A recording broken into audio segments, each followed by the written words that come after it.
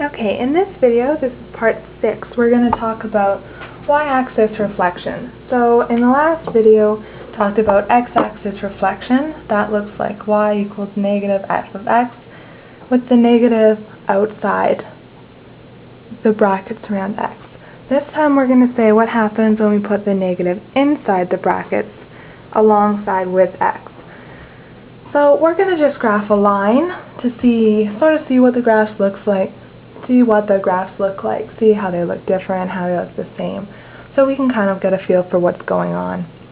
And so, I've got the line y equals x plus 1. I'm going to let x equal negative 1, 0, and 1. If I replace the x in my original equation with negative 1, let negative 1 plus 1, that would just be 0. If I replace the x with 0, x equals 0, now I've got 0 plus 1, positive 1.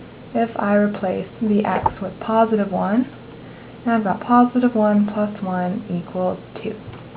And so, let's see if we can graph that and see what it looks like. So, we're down here. We've got a point at negative 1 and 0. Got a point at 0 and positive 1. And a point at 1, 2. So we've got a diagonal line that looks something like that. Okay, so now let's go back up here, and this time instead of y equals x plus 1, we're going to have y equals negative x plus 1. So if x equals negative 1, we'll replace x with negative 1 up here. So negative times a negative is a positive. 1 comes out of our brackets. Positive 1 plus 1 would be 2. If I replace x with 0, negative 0, positive 0, you don't really need a sign on 0, so 0 plus 1 will just be positive 1, and if I replaced my x with 1, I would have 1 times the negative, so negative 1 plus 1, that would equal 0. So let's plot those points. Let's go, I'm going to plot them in green. And our first point is at negative 1, 2. Our next point is at 0, 1. And our next point is at 1, 0. And so if we connect the dots, what's happening there?